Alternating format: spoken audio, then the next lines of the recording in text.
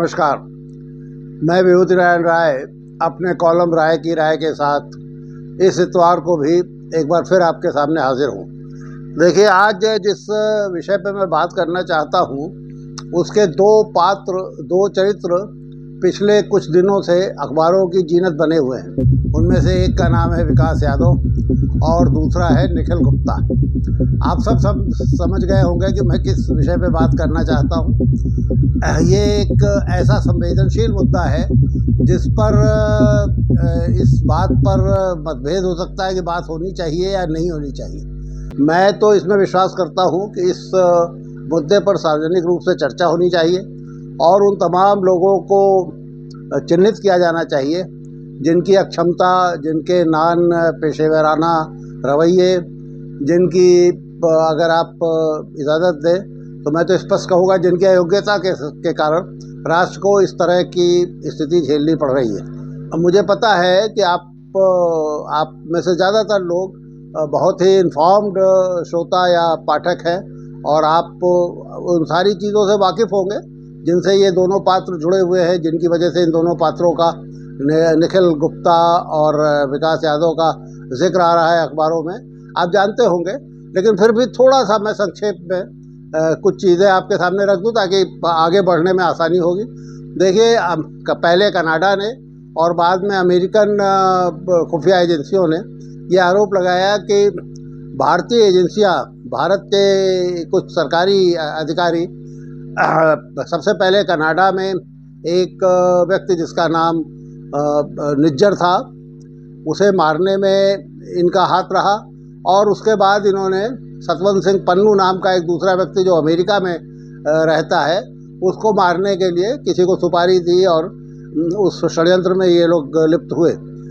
देखिए, ये दोनों व्यक्ति निज्जर और पन्नू दोनों भारतवंशी जरूर हैं, लेकिन ये भारत की सरजमीन से कई हज़ार किलोमीटर दूर रह करके एक ख़ास तरह का पृथकतावादी आंदोलन, जिसे हम मोटे शब्दों में, मोटे मोटे अर्थों में जिसे हम खालिस्तानी आंदोलन कहते हैं, उसमें ये दोनों इन्वॉल्व रहे।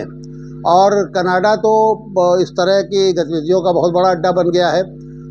अमेरिका में भी कुछ लोग हैं जो इस तरह के सपने देख रहे हैं और भारत में पैसे से या दूसरे संसाधनों से उन लोगों की मदद करने की कोशिश करते हैं जो पृथकतावादी आंदोलनों में जुड़े हुए हैं।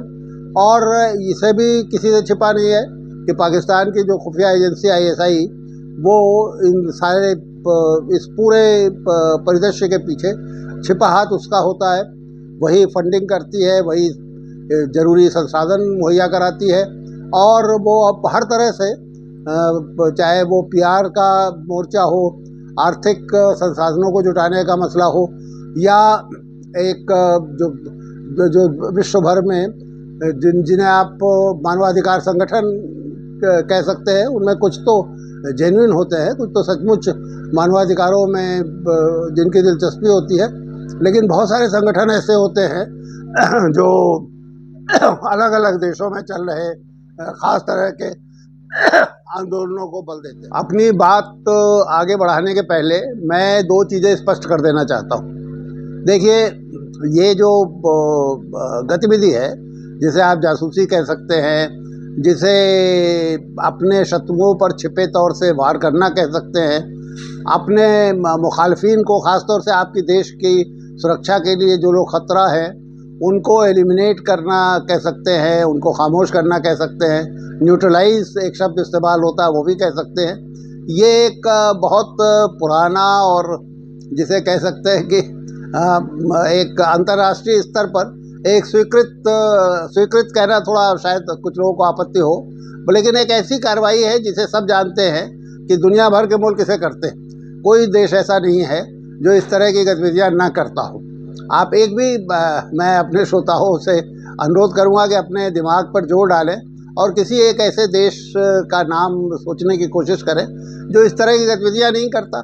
तो इसलिए अगर भारत भी कर रहा था या कर रहा है तो इसमें किसी को आश्चर्य नहीं होना चाहिए और इस तरह के एक पाखंडी नैतिकता के चक्कर में नहीं पड़ना चाहिए जिसमें ये मान लिया जाता है कि जो स्टेट क्राफ्ट है, जो राज्यों को और राष्ट्रों को चलाने की जो नीतियां हैं, वो सब के सब बहुत जिसे आप कहें कि बहुत शुद्ध और बहुत मतलब अंतर्राष्ट्रीय जो मानक है, अंतर्राष्ट्रीय स्तर पर जो स्वीकृत कानून कायदे हैं उनके मुताबिक ही होंगी। सभी करते हैं, भारत भी करता है। और जिस एजेंसी का नाम लिया जा रहा है RAW, जिसका नाम कनाडा में भी आया और अभी अमेरिका में भी जिसका नाम आ रहा है, उस संस्था का तो निर्माण ही इसीलिए हुआ था। मतलब इसीलिए का मतलब ये नहीं कि दुनिया भर में जाकर के वो लोगों को बांटती रहे, इसीलिए का मतलब कि भारत के हित, जो भारत के बाहर एक विशाल दुनिया फैली हुई है, उसमें भारत के हितों की रक्षा करने के लिए जो भी जरूरी कदम हो ये उठाती रहे। श्रीमती गांधी ने इस संस्था की स्थापना की थी। और लेकिन इसमें जो ये एक बड़ी जो महत्वपूर्ण बात है इस तरह की गतिविधियों में और ख़ास तौर से जासूसी एजेंसियों के काम करने में, वो ये होता है कि भाई देखिए, असफलता को कोई और नहीं करता, सफलता सबकी है लेकिन असफलता किसी की नहीं। मसलन अगर आप एक किसी जासूसी एजेंसी के लिए काम कर रहे हैं और आपका व्यक्ति कहीं गिरफ्तार होता है तो आपको 1 मिनट नहीं लगता उसे डिसोन करने में, उसे ये कहने में नहीं हम तो इसे जानते ही नहीं, हमारा तो इससे कोई मतलब ही नहीं। तो RAW भी करती रही होगी। और लेकिन जासूसी संस्थाओं की थोड़ी सी एक जिसे आप कह सकते हैं कि एक बड़ी अजीब सी स्थिति ये भी है कि वो खुद अपनी सफलता का ढिढोरा नहीं पीट सकते। वो खुद ये नहीं कह सकते कि हमने ये किया था, हमने वो किया, या हमारी वजह से ये हो गया, हमारी वजह से वो हो गया, ये सब वो नहीं कह सकते। मतलब RAW के भी पाले में सफलता की बहुत बड़ी बड़ी कहानियाँ हैं, जो बहुत बाद में RAW से जुड़े किसी व्यक्ति ने या RAW पर शोध करने वाले किसी व्यक्ति ने, जिसके बारे में थोड़ी बहुत जानकारियाँ, जाहिर है कि पूरी जानकारियाँ तो कभी बाहर नहीं आ पाती, बहुत सारी चीज़ें वो क्लासिफाइड और कॉन्फिडेंशियल और सीक्रेट और इन तरह के जो ठप्पे लगे हुए दस्तावेज हैं उन्हीं में पड़ी गुम हो जाती है। लेकिन 2 घटनाओं की तरफ मैं आपका ध्यान आकर्षित कर सकता हूं, 2 महत्वपूर्ण उपलब्धियों की तरफ। एक तो सिक्किम का भारत में विलय कराना, इसमें खुफिया एजेंसियों का, भारतीय खुफिया एजेंसियों का बहुत बड़ा किरदार था। और दूसरे 1971 में पाकिस्तान को तोड़ना और एक नया राष्ट्र बना देना, बांग्लादेश नाम का एक जो नया राष्ट्र बना, उसमें भी बहुत योगदान हमारी खुफिया एजेंसियों का रहा। और जिसमें सबसे बड़ा कंट्रीब्यूशन या सबसे बड़ा योगदान जिसमें RAW का था। बहरहाल ये जो पिछले कुछ दिनों से कुछ ऐसी चीज़ें हो रही थी जो उन तमाम मानकों का उल्लंघन कर रही थी। भारतीय खुफिया एजेंसी रॉ के पाले में भी बहुत कामयाबियों के बहुत बड़े बड़े किस्से हैं, मैंने आपको अभी जिनका उल्लेख भी किया है। लेकिन दिक्कत तब आती है जब इन खुफिया एजेंसियों के पीछे या किसी एक खुफिया एजेंसी के पीछे जो उसका नेतृत्व होता है, और ख़ास तौर से वो लोग जो प्रोफेशनली किसी तरह से जिम्मेदार नहीं हैं लेकिन उपलब्धियों की क्रेडिट लेने में आगे बढ़ कर के काम करते हैं, उनके बड़बोलेपन की वजह से कई बार एजेंसियों के लिए दिक्कतें पैदा हो जाती। मतलब इस बार भी मुझे लगता है कि ये RAW का जो प्रोफेशनल चेहरा था वो सिर्फ इसलिए थोड़ा सा धुंधला हुआ है क्योंकि उसके पीछे जो लोग हैं जो ज़रूरत से ज़्यादा बड़बोले हैं, जो हर चीज़ में खुद श्रेय लेने की कोशिश करते हैं, जो ये कहने की कोशिश करते हैं कि हम हैं तो मुमकिन है, तो वो बहुत सारी स्थितियां ऐसी पैदा कर देते हैं जो शायद उस खुफिया एजेंसी में काम करने वालों के लिए भी बहुत असहज स्थितियां जिनकी वजह से पैदा होती। मसलन आप देखिए, ये पिछले 2-2.5 सालों से ये एक, अगर आप पाकिस्तानी मीडिया को ध्यान से फॉलो करें तो आप पाएंगे कि 20-22 लोग मारे गए अलग अलग तरीक़ों से, अलग अलग इलाकों में, अलग अलग समय पर हत्याएं हुई। और इत्तेफाक से ये हत्याएं उन्हीं लोगों की हो रही थी जिनके नाम भारत सरकार ने समय समय पर या भारतीय एजेंसियों ने समय समय पर या तो किसी अंतर्राष्ट्रीय संगठन के फोरम पर उठाया है या अपने समकक्ष जो उनके पाकिस्तानी अधिकारी उनको दिया है कि ये तमाम लोग हमारे यहाँ बहुत सारी आतंकी गतिविधियों में लिप्त है, लिहाजा इन्हें भारत को सौंपा जाए। तो जाहिर है कि पाकिस्तान भारत को तो नहीं सौंपेगा, और फिर वो धीरे धीरे एलिमिनेशन उनका हुआ पिछले 2-2.5 सालों में। पाकिस्तान शोर बचाता रहा कि साहब ये देखिए हमारे यहाँ आकर के भारतीय इस तरह की हरकतें कर रहे हैं, लेकिन ना पाकिस्तान के पास कोई सबूत था और ना हमें स्वीकार करने की कोई ज़रूरत थी कि इन हत्याओं से हमारा कोई हाथ है। लेकिन कनाडा में जो हुआ उसमें कुछ ऐसा हुआ जब निज्जर की हत्या हुई, जिसने कि एक जो प्रोफेशनलिज्म की धज्जियाँ उड़ा दी। मसलन वहाँ पर इस तरह के निशानात छोड़े गए जिनसे कि कनाडियन एजेंसियों को ये कहने का मौका मिल गया कि साहब ये तो सब कुछ जो है ये सारी योजना दिल्ली में बैठ के या भारतीय दूतावास जो है कनाडा का उसमें बैठ करके बनाई जा रही है। बहुत सारे क्लिपिंग्स, रिकॉर्डिंग्स, वीडियो रिकॉर्डिंग ये सारी उनके हाथ लग गई। तो ये एक बड़ी अजीब सी स्थिति पैदा हुई। फिर उसके बाद देखिए जो अमेरिका में हत्या वो हुई नहीं निज्जर की, लेकिन निज्जर के लिए भी अमेरिकन एजेंसियों ने कहा कि साहब एक व्यक्ति को बयाना दिया गया, $1 लाख में उसकी हत्या का सौदा हुआ और $1 लाख में से $15,000 उसे दिए जा चुके थे उस आदमी को जिसे जो भारतीय बात कर रहे थे और सोच रहे थे वो किसी प्रोफेशनल हत्यारे से बात कर रहे हैं, किसी अंडरवर्ल्ड के व्यक्ति से बात कर रहे हैं। वो दरअसल अमेरिकन एजेंसी के लिए काम करने वाला व्यक्ति था। तो बहरहाल ये एक बड़ी, जिसे आप कह सकते हैं कि एक ऐसी स्थिति थी जिससे जो किसी भी खुफिया एजेंसी के लिए वो शर्मनाक बात होगी, अपमान की बात होगी। हम सब मना कर रहे हैं, सही बात है, मना हमें करना भी चाहिए, लेकिन अब हमारे मना करने से ही बात नहीं बनेगी। बहरहाल चलिए अब ये स्थिति आई क्यों, जरा हम इसे देखें। इसीलिए मैं जो मंडेन किस्म के जो डिटेल्स थे उनमें नहीं जाना चाहता था। मैं सिर्फ उस तरफ आपका ध्यान आकर्षित कर रहा हूँ जो एक जिसे आप कह सकते हैं एक बड़ी राष्ट्रीय शर्म का बायस बना। देखिए हमारे यहाँ लोगों ने खुलेआम पिछले कुछ सालों से ये कहना शुरू कर दिया था कि हम तो घर में घुस के मारेंगे, अब तो पैराडाइम शिफ्ट हो चुका है, ये ऐसी सरकार आ गई है कि जो किसी को छोड़ेगी नहीं। हमारे राष्ट्रीय सुरक्षा सलाहकार अजीत डोभाल साहब ने तो मैंने अपने एक कॉलम में आपको वीडियो दिखाया जहां वो बड़े बहुत जिसे कह सकते हैं कि एक ऐसी बात कर रहे थे जो कि कोई भी सुनता तो उसे थोड़ी बहुत घबराहट होती कि कैसी बात कर रहे हैं। मसलन उन्होंने स्पष्ट कहना शुरू किया कि पाकिस्तान अगर एक बम्बई कर देगा तो हम बलूचिस्तान अलग कर देंगे, अलग करवा देंगे, यू विल लूज बलूचिस्तान, ये पाकिस्तान को वो कह रहे थे। तो इसका मतलब क्या वो स्वीकार कर रहे थे कि बलूचिस्तान में अगर कुछ हो रहा है तो उसमें हमारा हाथ है? ये अपने आप में देखिए ये कुछ ऐसी चीज़ें हैं जिनको आप कहीं भी जस्टिफाई नहीं कर सकते। लेकिन अब प्रॉब्लम ये है, समस्या जो हमारी सबसे बड़ी ये है कि जो लोग जिनके हाथ हमारी राष्ट्रीय सुरक्षा की कमान है उनमें कहीं ना कहीं एक खास तरह का बड़बोलापन है। उनमें उस जो सबसे गोल्डन प्रिंसिपल होता है इंटेलिजेंस ऑपरेटर्स का या इंटेलिजेंस एजेंसियों के काम करने का, जिसमें सिर्फ सबसे महत्वपूर्ण चीज़ ये है कि वो बोलते नहीं, वो खामोश रहते हैं। दुनिया अंदाज लगाती रहती है कि भाई ये काम हो गया, किसने किया होगा, लेकिन वो अपने मुंह से, ये सबसे गोल्डन प्रिंसिपल माना जाता है। देखिए किसी भी जासूसी एजेंसी का या सुरक्षा से जुड़ी एजेंसी का ये सबसे महत्वपूर्ण जो सिद्धांत है वो ये है कि वो अपने मुंह से कुछ नहीं बोलते या बहुत कम बोलते। हमारे यहाँ तो श्रेय लेने वालों की बढ़ बढ़ के श्रेय लेने वालों की कतार लगी हुई है।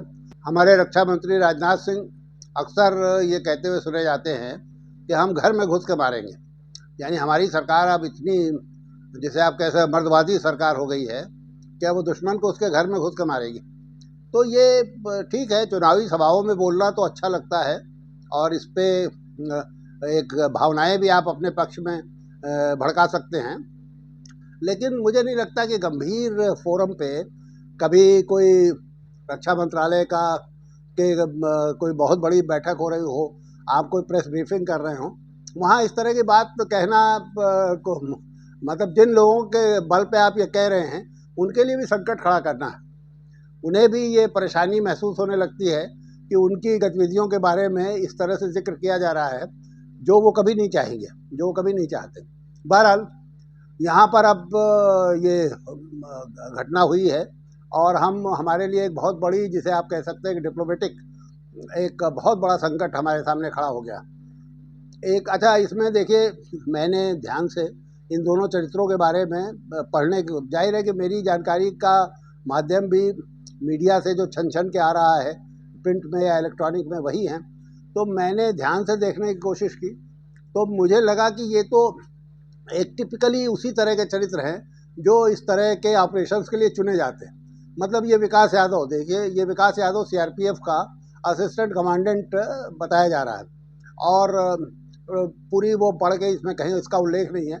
मैं ये समझ गया कि RAW में ये डेपुटेशन पे आया था और ये उस तरह का चरित्र है जो थोड़ा सा अगर उसे आप डेविएशन का मौका दें, थोड़ा भी कानून कायदों से हट करके काम करने का मौका दें, तो ये जितना आप स्पेस देंगे उससे कई गुना स्पेस अपने हित में ये हासिल कर लेगा। इसने अच्छा, इस बीच में एक और डेवलपमेंट हुआ जो बहुत ही गंभीर है कि एक गैंगस्टर है हमारे यहाँ, लॉरेंस बिश्नोई, जो आजकल बहुत जिसका जिक्र हो रहा है। तो लॉरेंस बिश्नोई के ऊपर भी का भी नाम लिया है कैनेडियन एजेंसीज ने और कहा है कि साहब ये लॉरेंस बिश्नोई के जरिए ये भारतीय एजेंट लॉरेंस बिश्नोई नामक अपराधी का इस्तेमाल कर रहे थे। तो मुझे ऐसा लगता है, अब इसमें क्या सच्चाई है ये तो जाहिर है कि कभी अब हमारे सामने तभी आ पाएगी जब सारे डॉक्यूमेंट्स डीक्लासिफाई होंगे, आज से 50 साल बाद या 100 साल बाद। हालांकि हमारे देश में तो ऐसी परंपरा नहीं है, हम तो कभी डीक्लासिफाई नहीं करते, लेकिन पश्चिम करता है। तो कनाडा और अमेरिका के बहुत सारे डॉक्यूमेंट जब डीक्लासिफाई होंगे तो लॉरेंस बिश्नोई का भी रिश्ता समझ में आएगा कि इस पूरे घटनाक्रम से क्या रहा है। देखिए ये विकास यादव, अगर इसमें सच्चाई है जो कनाडियन अधिकारी जो आरोप लगा रहे हैं, अगर इसमें ज़रा भी सच्चाई है तो विकास यादव उस तरह का चरित्र है जो जिसे वो सरकारी सेवा में बहुत सारे ऐसे चरित्र आपको मिलते हैं, ख़ासतौर से पुलिस में तो आपको बहुत ऐसे मिलते हैं जिनसे उनके अधिकारी एनकाउंटर शब्द आपने सुना होगा, एनकाउंटर्स कराने लगते हैं, अपराधियों को जान से मारने के लिए उन्हें प्रेरित करते हैं और वो अपराधियों को जान से मारते मारते वो खुद कब अपराध की दुनिया में चले जाते हैं ये पता लगाना बड़ा मुश्किल होता है। बम्बई में आप देख लें, जितने ये अब तक 56 वाले जो एनकाउंटर स्पेशलिस्ट हैं, सब कई कई सौ करोड़ संपत्तियों के मालिक हैं, क्योंकि उनमें से ज़्यादातर, सबका मैंने गलत शायद शब्द इस्तेमाल किया, ज़्यादातर कई कई सौ करोड़ संपत्तियों के मालिक हैं, क्योंकि वो कब अपराधियों को मारते मारते खुद भी अपराधी हो गए इसे पता लगाना बहुत मुश्किल है। तो विकास यादव के साथ भी कुछ ऐसा ही हुआ है। आप देखिए, जब सारी चीज़ें खुल रही हैं तो अब चूल से चूल आप मिला सकते हैं।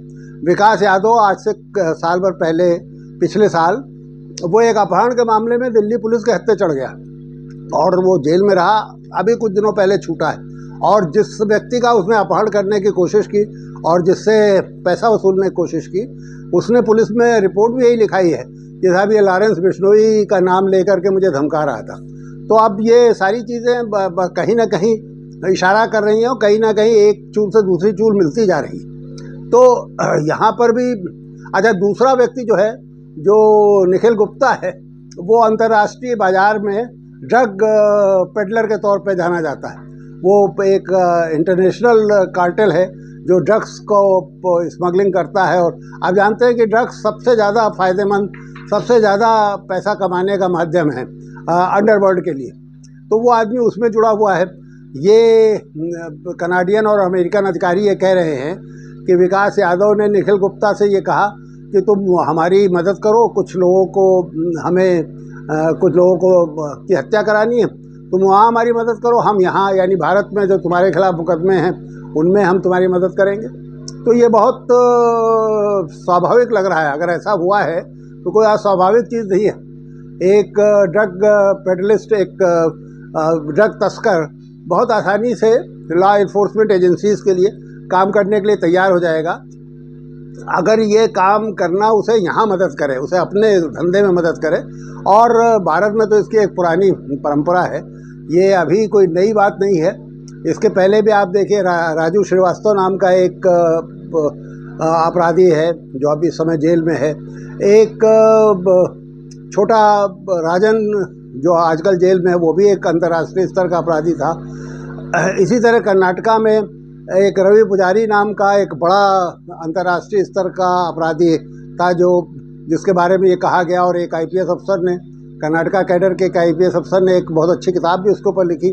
उसके बारे में कहा गया कि वो भी हमारी एजेंसियों के लिए काम करता था। तो देखिए, ये एजेंसियों के लिए काम करना, मैं फिर कह रहा हूँ कि मैं उस तरह के नैतिक जो पाखंडियों में नहीं हूँ जो ये कहें कि नहीं साहब सब कुछ बड़े शुद्धतावादी ढंग से होना चाहिए। तो जाहिर है कि जब आप लड़ाई में हैं, आपका दुश्मन इसी तरह के हथकंडों से आपको परेशान कर रहा है, तो आप करेंगे। ये कोई बहुत ऐसी बड़ी बात नहीं है, कोई बहुत अस्वाभाविक बात नहीं। लेकिन ये भी आपको सोचना चाहिए कि इस दुनिया में पकड़े जाने के बाद फिर कोई आपका साथ देने के लिए नहीं तैयार होता। आज इस विकास यादव को कोई ओन करने के लिए तैयार नहीं होगा। भारत सरकार ने तो कह दिया कि आदमी हमारे लिए काम नहीं करता, ये भारत सरकार का एम्प्लॉई नहीं। इससे हालांकि अभी भी सारे तथ्य तो हमारी जानकारी में नहीं है, लेकिन हम ये समझ सकते हैं कि जब ये पकड़ा गया है और जेल गया है और इसकी इस तरह की हरकतें रोशनी में आई हैं, तो उसी भारत सरकार ने जिसके लिए ये काम कर रहा होगा, या जो जिसके लिए आरोप लगाया जा रहा था कि उसके लिए जिसके लिए काम करता था, उसने उसे बर्खास्त कर दिया होगा, उसे सरकारी नौकरी से निकाल दिया होगा। यानी सीआरपीएफ जो उसका ओरिजिनली संगठन है, वहाँ से निकाल दिया गया होगा। लेकिन ये निकाल दिया जाना अब आपके लिए बहुत दूर तक आपके काम इसलिए नहीं आएगा कि ये जिस समय की ये घटना, उस समय तो वो सरकारी सेवा में था, उस समय तो वो सीआरपीएफ से आरएडब्ल्यू में आ चुका था। और यहाँ बल्कि मैंने तो जो कुछ पढ़ा उससे मेरी समझ में आ रहा है कि इसकी पोस्टिंग उसी इलाके में कर दी गई थी। नॉर्थ अमेरिका में जहाँ ये दोनों घटनाएं हुई हैं, वहीं इसकी पोस्टिंग थी। तो बहरहाल ये सारी चीज़ें तो चलती रहेंगी। मैं सिर्फ ये इस तरफ आपका ध्यान आकर्षित करूँगा कि हमें बहुत शुद्धतावादी या बहुत नैतिकतावादी नहीं बनना चाहिए। ये मान लेना चाहिए कि ये it is a part of the game. अब हमें दो चीज़ें जो मेरे समझ से बहुत महत्वपूर्ण, उनकी तरफ ध्यान देना चाहिए। एक तो ऐसे लोगों की जिम्मेदारी फिक्स होनी चाहिए जो सुरक्षा जैसे बड़े नाजुक और महत्वपूर्ण क्षेत्र में बड़बोलेपन से या अपने गैर प्रोफेशनल कंडक्ट से वो समस्याएं पैदा करते हैं। उनको ये समझाना होगा, बल्कि उनको इस क्षेत्र से थोड़ा दूर करना पड़ेगा। यहाँ बहुत गंभीर लोगों की ज़रूरत होती है। नंबर एक तो ये। नंबर दो, देखिए अमेरिका और कनाडा पूरी कोशिश कर रहे हैं और करेंगे। कनाडा तो चलिए आप कह सकते हैं कि ये बेवकूफ़ी की बातें कर रहे हैं, बेकार की बातें कर रहे हैं, इसमें कोई दम नहीं। लेकिन अमेरिका को तो गंभीरता से लेना ही पड़ेगा। वो कोशिश करेंगे कि विकास यादव को उनके हवाले कर दिया जाए। मैं सिर्फ ये कहना चाहता हूँ कि देखिए, इसमें पूरे देश को एक हो करके विकास यादव के साथ खड़ा होना चाहिए। विकास यादव ने जो कुछ किया है, यहाँ किसी तरह के अपराध में लिप्त रहा है, वो उसका पाप है। वो भारतीय अदालतें उसको सज़ा देंगी या जो भी उसकी किस्मत में होगा। लेकिन उसे किसी भी तरह से अमेरिका के हवाले नहीं किया जाना चाहिए, सिर्फ इसलिए कि देखिए अमेरिका ने भी तो, अमेरिका क्या ये सारी हरकतें नहीं करता है? अमेरिका तो पाकिस्तान में जा करके ओसामा बिन लादेन को उठा लाया और रास्ते में उसने मार दिया। रिचर्ड हेडली नाम का एक हमारा बहुत ही महत्वपूर्ण व्यक्ति उनके कब्जे में है। और जो बम्बई, जो आपको याद होगा, जो 26/11 के अटैक हुए थे बम्बई में, उस अटैक की सारी प्लानिंग उसकी वजह से हुई थी, सारी रेकी उसी ने की थी। और ये उनकी इनकॉम्पिटेंस थी, अमेरिकन जो इमिग्रेशन से जुड़े लोग थे और FBI की ये इनकॉम्पिटेंस थी कि वो बार बार आ रहा था और उनकी नज़र इसके ऊपर नहीं पड़ी थी। बल्कि कहा तो ये भी जा रहा है कि वो एक किसी इंट्रोगेशन में, किसी मामले में पकड़ा गया था। उसके इंट्रोगेशन में उसने बम्बई के इशारे किए थे कि इस तरह की चीज़ हो रही है बम्बई में, और उन्होंने हमें सूचित नहीं किया। अब वो अपनी नालायकी छिपाने के लिए उसको हमारे हवाले नहीं कर रहे हैं। हम बहुत दिनों से मांग कर रहे हैं कि रिचर्ड हेडली को हमें दिया जाए, हमें नहीं दे रहे हैं। तो ठीक है, वही काम हम भी कर सकते हैं। अगर जो वो कहते हैं कि साहब हमारी अदालतें फैसला करेंगी, हमारी अदालतें देखेंगे, अगर वो दोषी होगा सज़ा देंगी, तो विकास यादव के लिए हम क्यों नहीं कह सकते? हमारी अदालतें भी तो उतनी सक्षम हैं, उतनी स्वतंत्र हैं, उतनी ही जैसे आप कह सकते हैं उतनी अच्छी ख्याति उनकी है जितनी अमेरिकन अदालतों की। तो विकास यादव के खिलाफ या किसी भी भारतीय कर्मी के खिलाफ, चाहे वो भारतीय दूतावास में रहा हो या भारत में रहा हो, अगर कनाडा और अमेरिका के पास कोई सबूत हैं तो उन्हें हमें देना चाहिए और हमें अपनी अदालतों में उनका ट्रायल करना चाहिए। हमें किसी भी दबाव में, और जो मुझे डर है क्योंकि जिस तरह से अमेरिका के से हमने अपने रिश्ते बनाए हैं, हम उन दबावों को कितनी देर तक झेल पाएंगे, ये एक बड़ी महत्वपूर्ण चिंता है मेरे मन में। तो हमें किसी भी कीमत पर इन्हें अमेरिकन एजेंसियों के हवाले नहीं करना चाहिए, और अगर उनके पास कोई सबूत है तो वो हमें दें। वो जो भी साक्ष्य है वो भारतीय अदालतों में पेश किया जाए और भारतीय अदालतें फैसला करें कि इन्होंने कोई गलत काम किया है कि नहीं किया है। मैं आज का कार्यक्रम सिर्फ इसी अनुरोध और इसी विश्वास के साथ ख़त्म कर रहा हूँ कि हमें एक राष्ट्र की तरह यहाँ खड़ा होना चाहिए और अमेरिका के दबाव में नहीं आना चाहिए। और सरकार पर भी ये नज़र रखी जानी चाहिए कि आप अपने बड़बोलेपन में आपने बहुत सारी दिक्कतें पैदा की हैं, लेकिन कृपया इस मामले में आप ऐसा कोई फैसला ना करें जो हमारे लिए एक राष्ट्रीय शर्म का बायस हो। धन्यवाद।